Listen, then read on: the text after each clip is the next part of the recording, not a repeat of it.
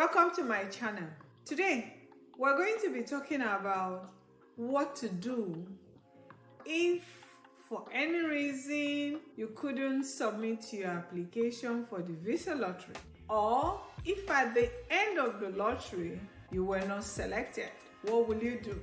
We talk about what to do because, lottery is, 50-50, you could get it, you may not get it. And we don't give up because we don't give up.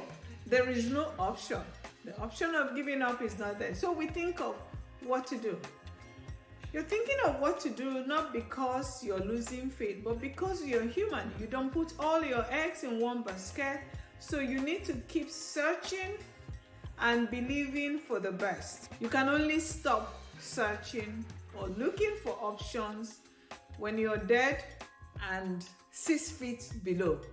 As long as you're still alive, there is hope. So what do?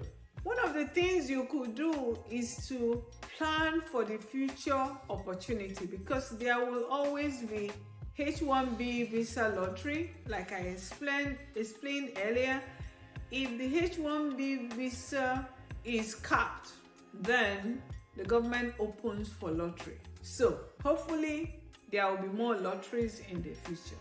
But let's say that there is no lottery. What will you do?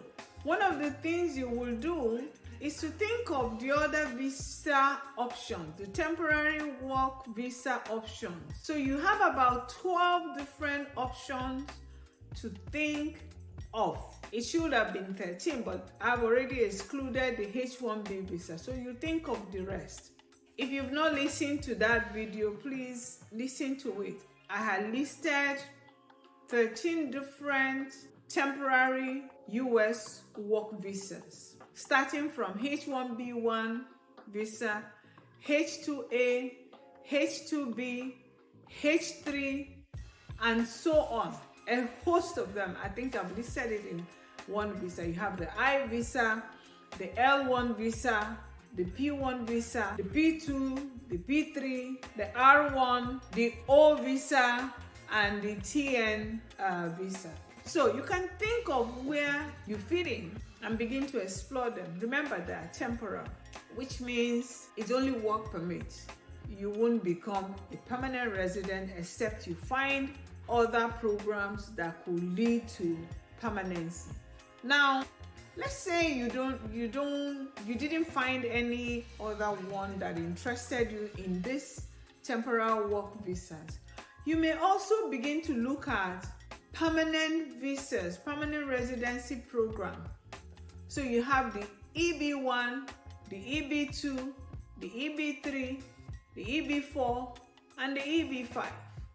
So these are also other options that you can consider, which means there is no way you will look at this host of visa opportunity that can allow you live and work in the US without really finding one for yourself. For the permanent residency visas, which also allows you to work freely in the US and live in the US, and they're the one that will give you a green card. You may also be able to file for them, but you may need more documentation. You may also need to write exam. For instance, in the EB3, for the nurses, they will write some kind of exam. And for other professionals like doctor, they may need to do the qualification exams in the US. But the beauty is that they are permanent, unlike the H-1B visa. So what I'm trying to say is nobody died. Whether you got it or you didn't get it, you applied or you couldn't apply for one reason or the other, all hope is not lost. You only need to learn the lessons in it and begin to reapply or look for other opportunities or positions that you qualify for. Before I end, I want to tell us a story. I know someone who had applied for the US visitor's visa for over 10 times. 10 times before he eventually got. For some people, they will say, why? The truth is that there is advantage of being persistent.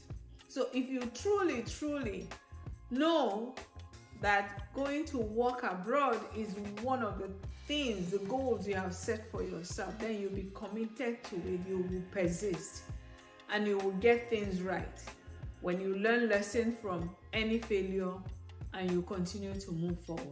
If you're listening to my YouTube video at this point, I want you to like, share, and subscribe to my channel. And I look forward to seeing you in my next video.